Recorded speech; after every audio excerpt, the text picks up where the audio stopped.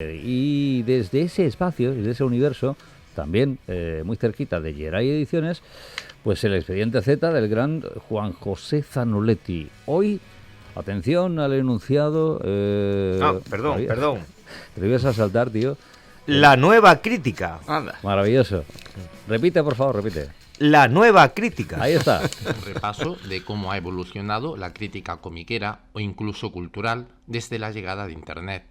Antes de las webs, redes, canales y blogs había una crítica profesional minoritaria que cobraba por artículo o libro de ensayo, y otra amateur o aficionada que escribía en fanzines y en revistas de pequeñas tiradas sin remuneración. Era igual en cualquier otro sector cultural, como el cinematográfico o el musical. La llegada de Internet, la caída de las revistas y el pronóstico erróneo de que el papel había muerto ofreció una gran oportunidad a redactores y críticos. Las agencias buscaban contenidos con los que colmar la impresionante demanda inesperada. Las nuevas webs de grandes empresas no daban abasto. La actualización debía ser diaria y no semanal o mensual como hasta entonces. De modo que los pocos redactores que colaboraban en esas empresas no daban abasto, pero tampoco era amortizable contratar nuevos redactores.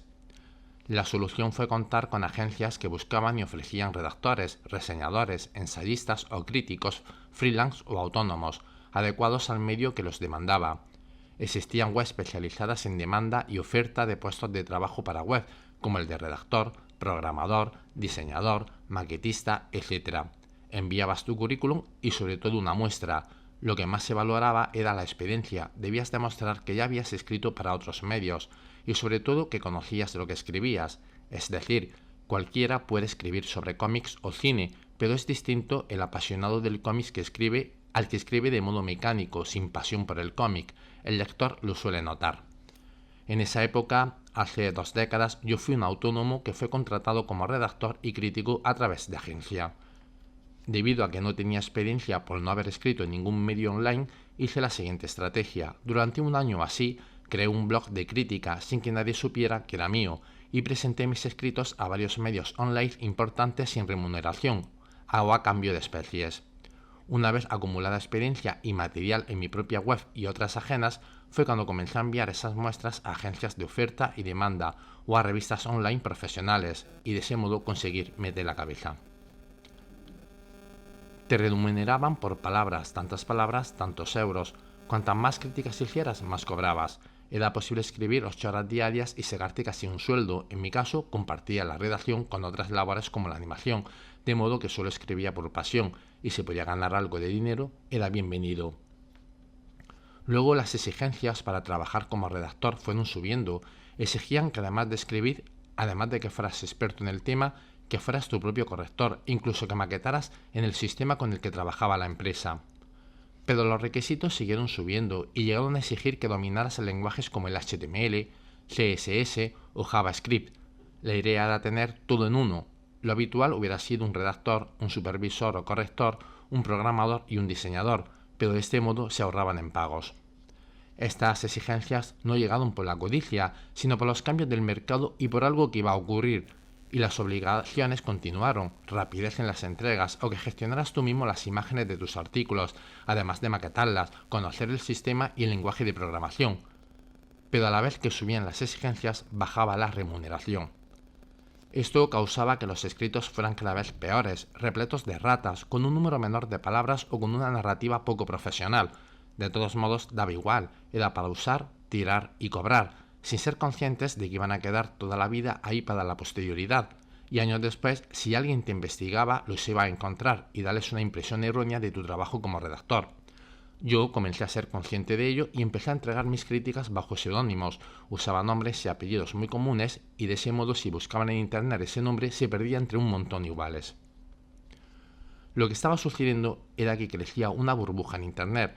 Cada minuto surgían miles de webs que necesitaban redactores, hasta llegar a un punto de que había más material en la red de lo que podía leer la población, y esa burbuja estalló. Concretamente, los historiadores dicen que la explosión comenzó el 10 de marzo del año 2000 y provocó un desplomo continuado hasta el 2002, esto en los Estados Unidos o a nivel mundial, pero para empresas gigantescas, donde se hacían inversiones millonarias de alto riesgo. Las más minoritarias, como las webs de crítica de cómics o de cine, siguieron y no les pilló hasta mucho más adelante. La mayoría de webs que remuneraban a sus redactores fueron cayendo y esas agencias online que contrataban a redactores fueron desapareciendo.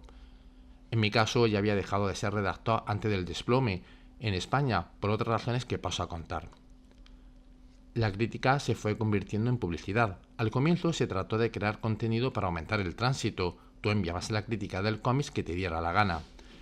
Sin embargo, una de las razones del debacle, además de la especulación, fue la falta de crear un modelo de negocio sólido que generara ingresos reales. Imagino que eran muchas webs, todas ellas con mucho tránsito, de modo que la publicidad se dividía y el reparto era pequeño. Se fue buscando modelos de negocio alternativos, la venta de banner, o que, en el caso del cómic o el cine, que una editorial o distribuidora invirtiera. Esto ocasionó que ya no pudieras reseñar el cómic que te diera la gana, sino el que le convenía al cliente y, sobre todo, de hacer publicidad al cómic, aunque fuera muy malo. En ese caso ya no se hacía labores de ensayista, crítico o reseñador, sino de redactor mercenario. Ya no era un trabajo apasionante, sino encargos aburridos. Incluso te daban una plantilla de cómo hacer la crítica. Era un trabajo mecánico, y en tal caso, si no hay pasión por delante, solo puede haber interés económico, pero si las remuneraciones bajan exageradamente o después del declive desaparecen, carece de sentido hacer trabajos mecánicos a cambio de nada. Es uno de los problemas de hoy día. Al consumidor parece que le cuesta distinguir entre crítica y publicidad, sobre todo en canales como Instagram y TikTok, con influencers que solo hacen publicidad. Recomiendan productos por lo que las marcas les pagan y el consumidor, sobre todo el más joven, parece no ser consciente de que ese futbolista que recomienda el uso de una colonia no significa que él usa esa colonia, es pura publicidad. Creo que la mayoría de reseñadores de cómics solo reseñan los títulos de sus amigos o aquellos que les regalan, pero no lo que les gustan o los que leen, en caso de que lean. Otro fenómeno que se daba en mi época y que sigue dándose es la llamada precrítica. Leo la definición oficial. Una precrítica en cómic o cine es un análisis preliminar o una reseña anticipada que se publica antes del estreno comercial de una película o la publicación de un cómic. Su objetivo principal es orientar al consumidor sobre qué esperar y medir el interés general previo al lanzamiento oficial. Es una definición políticamente muy correcta, pero sin paños menores, os los voy a interpretar. Es hacer la crítica de una película o cómic que no has leído ni visto. Día antes de la salida de una novedad, las redes, los grupos, los blogs y todos los demás canales se llenan de críticas positivas de esa novedad, de tal modo que el consumidor cuando pone el título en Google, en los primeros puestos salen buenas críticas, dando confianza al consumidor que tenga dudas. Mientras la verdadera crítica lee o ve la obra y escribe una reseña, pasa tanto tiempo que las ventas ya han ocurrido y no afecta a la obra, en el caso de que sean negativas las críticas. Si el cine se va más allá, los distribuidores incluyen notas altas en distintas bases de datos como IMDb o Film Affinity, de modo que el espectador cuando las consulta descubre altas notas. De ahí hasta que se equilibre con las verdaderas notas pasa tanto tiempo que ya no afecta a la taquilla de la película. Sin embargo, de aquí a unos años atrás ha ocurrido un fenómeno que ha cambiado todo el concepto de la crítica y tiene relación con la guerra cultural. Siempre ha habido guerra cultural desde que existe la cultura, pero hoy se cuenta con herramientas que han cambiado la estrategia. Por primera vez se ha aplicado en la guerra cultural el marketing negativo, pero no confundir con el marketing de confrontación, que en España se legalizó en noviembre de 1999, que consiste en que puedes publicitar los defectos de la competencia siempre y cuando la información sea veraz, exacta ni lleve el propósito de menospreciar. Este tipo de marketing es legal en la política, siempre y cuando no haya difamación ni delito de odio. En caso de no cumplir las normas del marketing, se incumplirían delitos de multa económica severas y delitos de prisión. Si por ejemplo dices que un político es un ladrón y no lo puedes demostrar, o dices que beber tal bebida provoca una enfermedad y no lo puedes demostrar, conlleva multa severa o prisión. La única entidad que tiene prohibido hacer este tipo de marketing es la publicidad institucional. Es algo que es muy obvio y no vamos a explicar por qué. Yo puedo llamar al ladrón político, presentando mis pruebas, o decir que la bebida es mala para la salud, presentando mis pruebas. Pero si tengo un cargo político, alcalde, presidente de comunidad, presidente de gobierno, etc., no puedo llamar ladrón a la oposición si no se ha demostrado, salvo que quiera acabar en prisión. El tema lo estoy sintetizando exageradamente. Cualquier duda debéis acudir a lo que dice la legislación y no a los memes de las redes. El marketing negativo, aplicado en la crítica que se emplea como guerra cultural, tiene como propósito impedir que el producto llegue al consumidor, porque no interesa que su mensaje ideológico sea oído por ser distinto al que el otro tiene. Eso ha hecho que el crítico base su crítica no en la calidad del producto, sino en el concepto ideológico del producto. Décadas atrás a nadie se le ocurriría decir que El triunfo de la voluntad es una mala película porque defiende una ideología que al otro no le gusta, o que El acorazado Potemkin es una película mal hecha porque defiende una ideología que al otro no le gusta.